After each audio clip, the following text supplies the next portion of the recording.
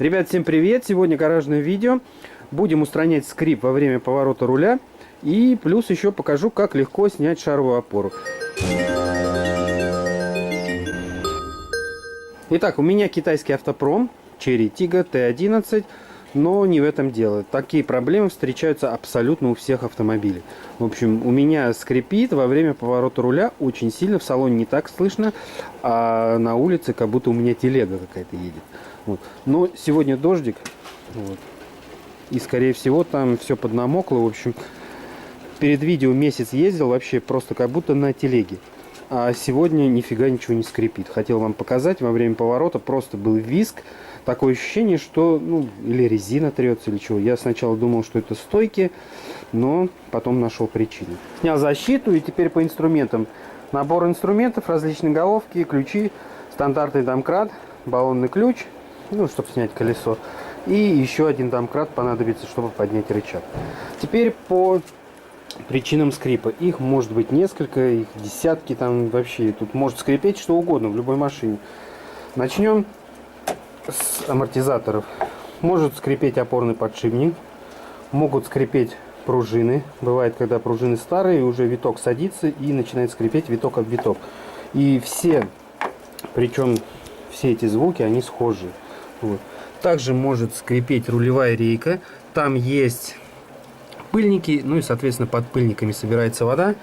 И это может все скрипеть. Дальше в моей машине рулевая рейка держится на сайлентблоке. Вот там вот он есть. Он у меня расшатался, но он не скрипит. Может и он также тереться. Может скрип быть. Потом сам руль при повороте руля. Там внутри в салоне есть резинка, которая между улицей и салоном. Она бывает подсыхает, тоже скрипит. Еще одна причина. Под колесом могут скрипеть стабилизаторы, стойки стабилизаторов под названием косточки. Могут скрипеть рулевые наконечники. Там тоже есть шарики, типа в шаровой опоре.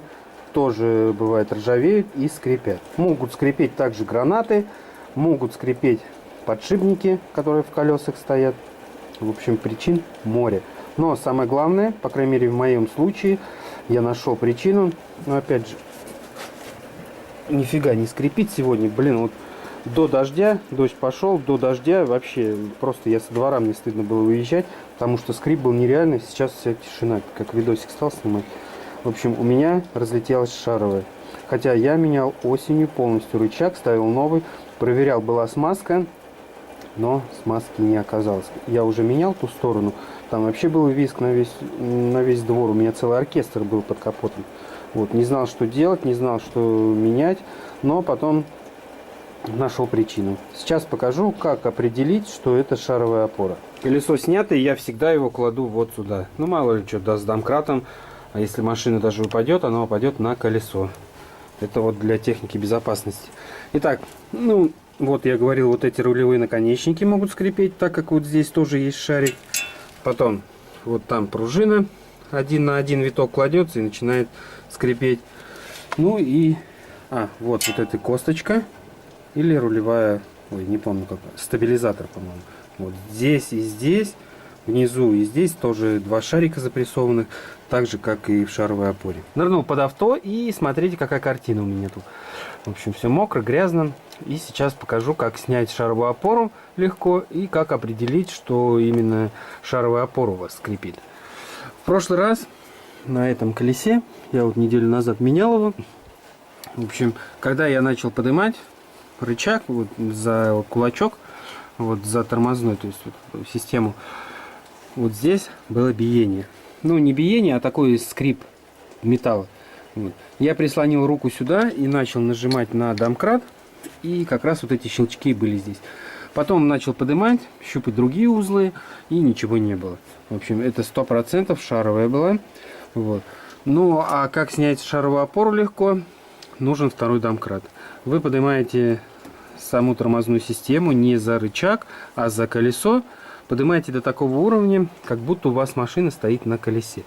Чтобы снять напряжение, потому что сейчас под углом вот эта гайка, то есть вот этот болт, винт, который держит шаровую опору. Вот. Чтобы снять напряжение, и он был в свободном полете. Вот. И тогда уже чем-нибудь ломиком там, можно с той стороны постучать. Не знаю, осенью я менял, у меня быстро все слетело одним нажатием. Вот здесь уже вот на той неделе я менял, я вылез с ямы и сверху немножко постучал по шаровой опоре. Вот. Тоже, ну недолго это заняло. Это такой способ, когда вы один и нет съемника. Вот я один, мне помочь нечем, приходится самому выкручиваться. Удалось мне выбить буквально со второй попытки. Единственное, я колесо повернул вправо. А в прошлый раз я вспомнил, то колесо я поворачивал влево. Ну, соответственно, чтобы вот эта часть передняя ушла вовнутрь. Вот, и все. Вот сюда бил, вот взял монтировку и молоток. Вот. Поверите, нет, было всего 3 удара, и она вышла. Вот. Когда вначале колесо прямо стояло, нифига ничего не получилось. Потом колесо вывернул сюда, то же самое. Ну а как только повернул колесо вовнутрь, ну конечно же, как и говорил, поднять нужно на домкрат. Вот. 3 удара, и то у меня размах был не сильный, так как молоток был вот здесь в арке. Сильно не мог размахнуться, бил боком, ну и все выбилось. Сейчас снимаю шаровую, у меня она не запрессована, ничего. 3 болта. В этом видео 3 темы получилось. Скрип руля устранил небольшой, то есть устраняю. Потом, как снять шаровую опору легко. И замена шаровой опоры на Cherry Tiggo. По крайней мере, у меня Cherry Tiggo. Вот. Итак, вот эти я открутил здесь 2 гайки и сверху 1 болт. Но просто так шаровая опора не снимается, она стоит намертво. Нужно вот эти болты выбивать. Либо, как делал на правом колесе, я шаровую опору вот здесь уплотнял, домкрат ставил и сверху бил. А для того, что это нужно для того, что вот эти болты, они впрессованы. Видите, они со шлицами туда, и они как бы врезаются в шаровую опору. Когда вы затягиваете болты, просто так не выбьешь.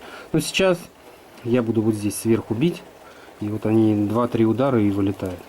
Потому что эти болты я не буду ставить, я буду ставить болты, которые стоят на старой, ну то есть на другой шаровой опоре. Итак, давайте проанализируем новую старую шаровую опору. Ставил я ее только в ноябре. Повторяюсь, смазка там была. Вот сейчас снял, а кольцо уже просто отпало. Соответственно, пыльник уже держался не как надо. Он вот такой вмятый туда вовнутрь. Ну что, смотрим. Мягко говоря, пыльнику пришла большая жопа. Так, туда покатился. Смотрите, что с ним стало. Ну просто, мне кажется, это уже не пыльник. Так, вот так его выверну и посмотреть, в каком он состоянии. Ну а шаровая опора там болтается, видите, просто как погремушка. Вот. Она вообще не фиксируется.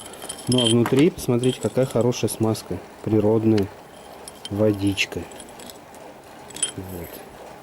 Вот такой хороший у меня шаровая опора наконечник. Напомню, для новичков, автомобилистов, вот так вообще не должно быть.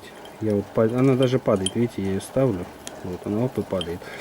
Новая шаровая опора и хорошая. Она пальцем, ее фиг подвинешь, короче. Она должна там плотно сидеть. Ну и, соответственно, здесь смазка должна быть все. У меня здесь только вода. Вот посмотрите, как выглядит шаровая со старого рычага. Ее тяжело пальцем двигать. Она вот еле двигается. Вот. И посмотрите вот здесь. Болтается, крутится. Есть еще даже люфт. Не знаю, видно вам, нет. Ну, неудобно одной рукой. Я менял рычаги из-за вот этих вот сайлентблоков. Они все растрескались. Вот.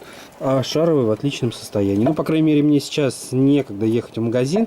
Сейчас ее устанавливаю. Скрыл осеннюю шаровую опору. Посмотрите, здесь все плавает в смазке. Все отлично. Вот. И двигается она ну, просто так пальцем и не сдвинуть. Вот, видите? Она очень туго там ходит. Никаких люфтов. Вот. Сейчас еще добавлю немножко смазочки. И все. Ну что, все на своем месте. Все отлично встало, как всегда. Единственное, сейчас еще вставлю сюда шпильку. Подтяну болт, ставлю шпильку и поставлю колесо. Ну что, ребят, надеюсь, вам понравился такой видосик и был полезный. Если полезно, обязательно ставим лайки, подписываемся на канал и пишем комментарии, что я вам хоть чуть-чуть помог. Если что-то делал неправильно, тоже пишите. Мне интересно ваше мнение, всегда прислушиваюсь к новым советам, всегда учусь, совершенствуюсь. В общем, многому научился из ваших комментариев. Ну все, прощаюсь с вами, желаю всем удачи и пока, ребят, пока.